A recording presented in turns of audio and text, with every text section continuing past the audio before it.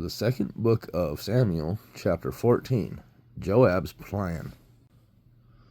Now Joab, the son of Zeruiah, perceived that the king's heart was toward Absalom, and Joab sent to Tekoa, and fetched thence a wise woman, and said unto her, I pray thee, vein thyself to be a mourner, and put on now mourning apparel, and anoint not thyself with oil, but be as a woman that had a long time mourned for the dead. And come to the king, and speak on this manner unto him. So Joab put the words in her mouth. And when the woman of Tekoa spake to the king, she fell on her face to the ground, and did obeisance, and said, Help, O king. And the king said unto her, What aileth thee? And she answered, I am indeed a widow woman, and my husband is dead. And thy handmaid had 2 sons, and they 2 strove together in the field, and there was none to part them, but the one smote the other, and slew him. And behold, the whole family is risen against thine handmaid, and they said, Deliver him that smote his brother, that we may kill him, for the life of his brother whom he slew, and we will destroy the error also. And so they shall quench my coal which is left, and shall not leave to my husband neither name nor remainder upon the earth. And the king said unto the woman, Go to thine house, and I will give charge concerning thee. And the woman of Tekoa said unto the king, My lord, O king, the iniquity be on me, and on my father's house, and the king and his throne be guiltless.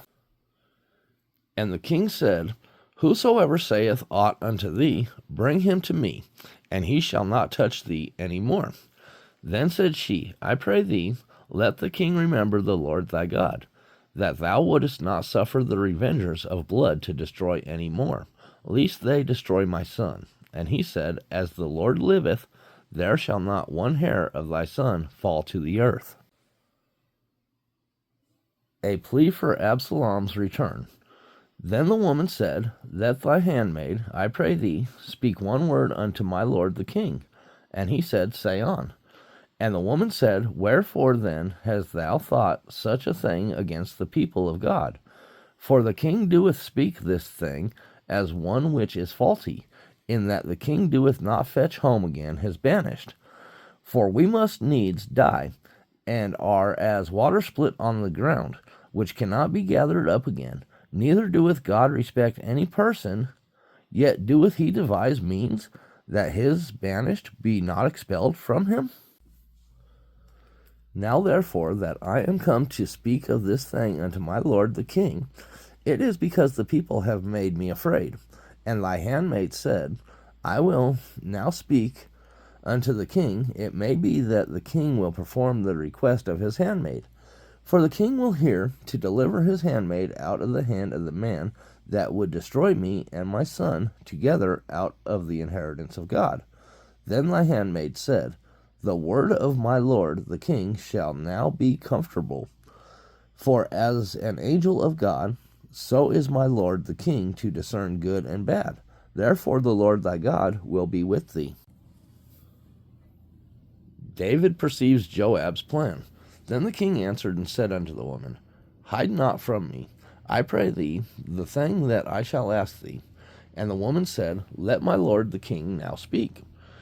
And the king said, Is not the hand of Joab with thee in all this? And the woman answered and said, As thy soul liveth, my lord the king, none can turn to the right hand or to the left from aught that my lord the king hath spoken.